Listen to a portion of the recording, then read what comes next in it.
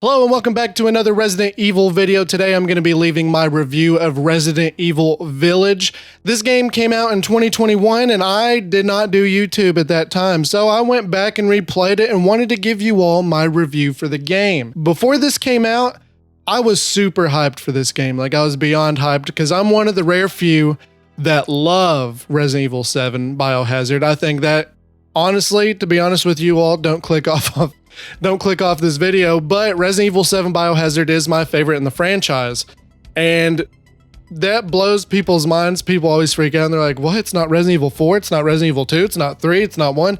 No, it is Resident Evil 7 Biohazard, and it's for good reason. I have a video that I did a few months ago, I believe, of a little retrospective on how much I love this game and why. And I plan on doing another review of the game later on down the future once I do another replay of the game. But today, folks, we're going to be reviewing Resident Evil 8 Village. If you haven't already, please drop a like and subscribe to the channel so you don't miss out on videos like this in the future. Let's go ahead and begin with what is Resident Evil Village about. You are Ethan Winters, and it is 3 years later you survived the Louisiana incident. And you were with your wife, Mia, and you all are living in a house and you all think everything is going by just peachy. Things are a little bit off. Mia tends to freak out here and there, and you're just trying to live the best life with your newborn baby. But guess what, guys?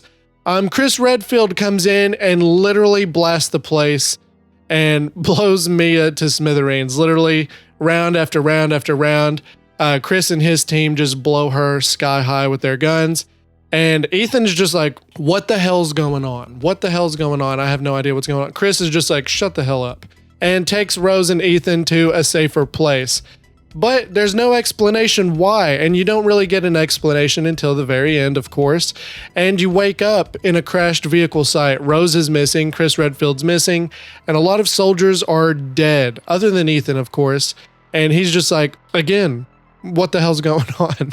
It starts out pretty hardcore from the very get-go, and you were traveling trying to find safety, and you end up running into this village with this huge ass castle, which is like one of the best intros to, like, it's not the best intro, but it's such a beautiful sight. It's one of the best visuals I've seen in gaming. It's such a gothic setting, and I am just so happy to have been able to witness it myself. And that is basically, let's just all say that it all goes downhill from there. That is the story of what it's about. You find that you are trapped in this village, and there's a bunch of werewolves and a bunch of Lycan type creatures and 4 people that are daughters and sons to Mother Miranda, who is this cult leader who ends up taking care of this village, but all of a sudden going behind their back and releasing mayhem on it. And you don't really find out why until the very end, which I'm not going to spoil for you guys. Let's go ahead and talk about my thoughts on the story. I am going to be straight up honest with you. I enjoyed the story. It's not a bad story whatsoever. But when it comes to me loving Resident Evil 7 as much as I did, that game was absolutely terrifying in every sense of the word. And going into this with the story, I don't know, having a fairy tale aspect to the story just felt weird to me.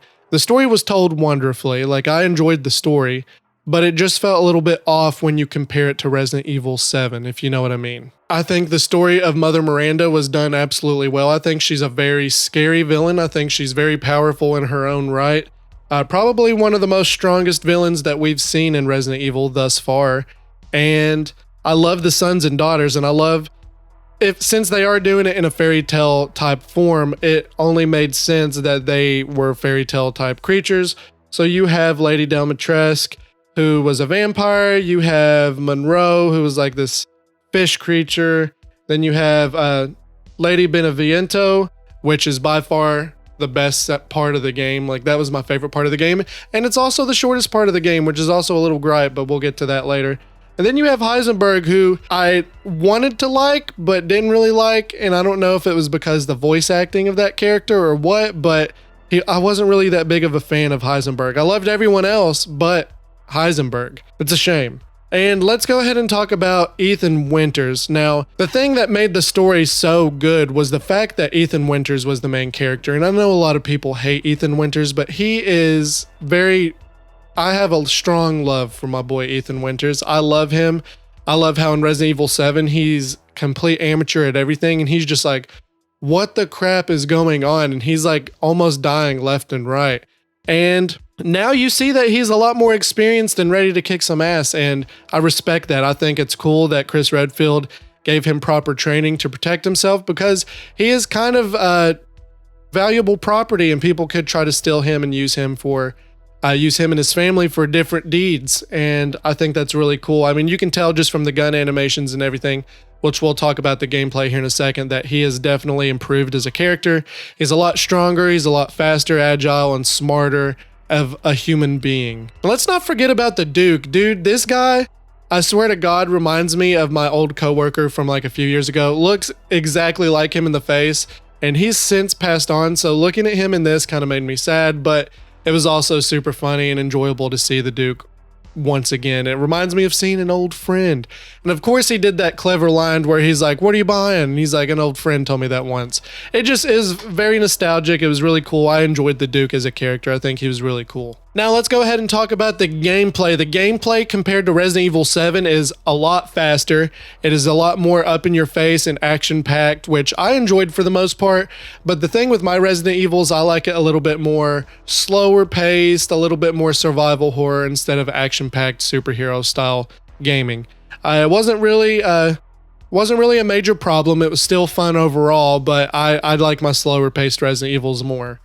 We did get this is the second game that was set in first person at launch, but later on you can change that into third person view to VR, and that's a cool little addition as well. Now, even though it was faster playing as Ethan Winters, it was a lot faster playing as Chris Redfield. And I think the reason why they did this, I think they actually admitted to this, that they were trying to compete with the newer Call of Duties that were coming out. So they made this, literally Chris Redfield's section is straight Modern Warfare style stuff. I mean, he has night vision goggles. He's a lot faster. It felt like a Call of Duty missions mixed with Resident Evil, which was cool. It was a fun gameplay gimmick, and I really liked it. It was so much quicker than Ethan Winters' section, and I enjoyed that. I think Chris Redfield was so cool in this game. He was kind of stupid, considering the whole thing was his freaking fault, but that's fine too.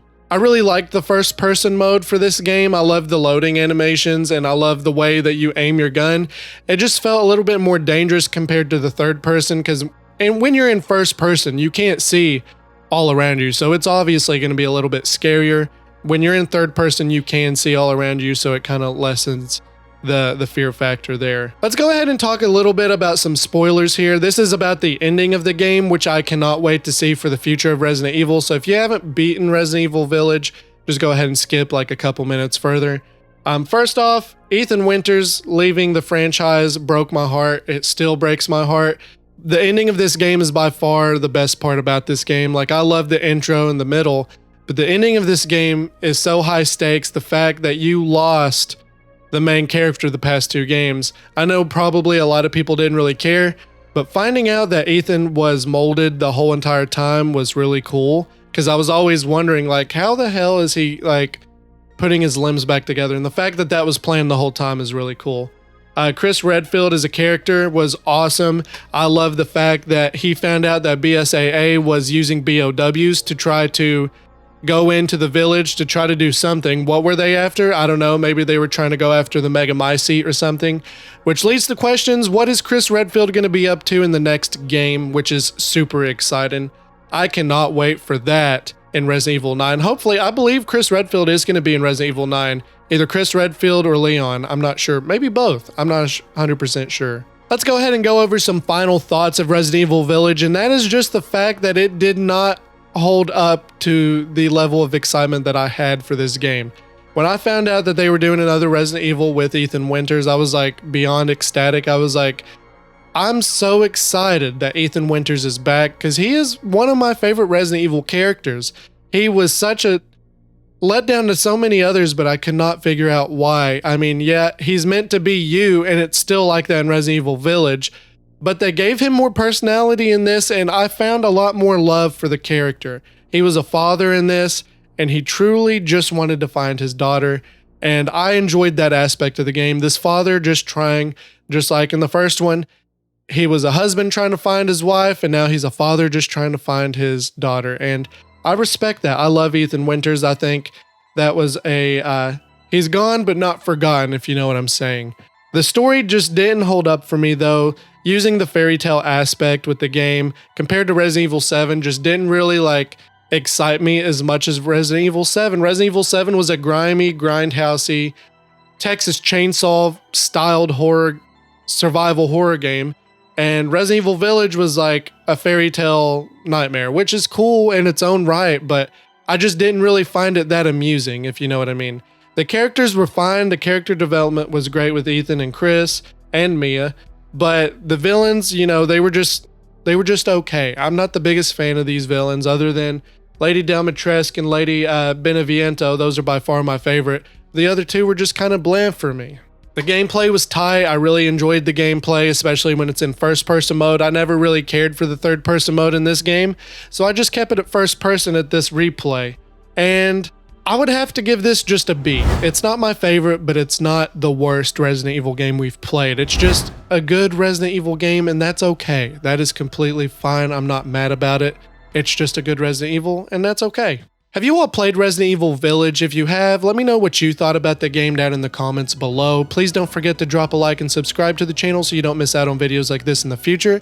And consider becoming a member for as low as $4 a month so you can get extra videos such as movie reviews and non-horror related video game reviews and stuff like that. And until next time, take it easy, bubs.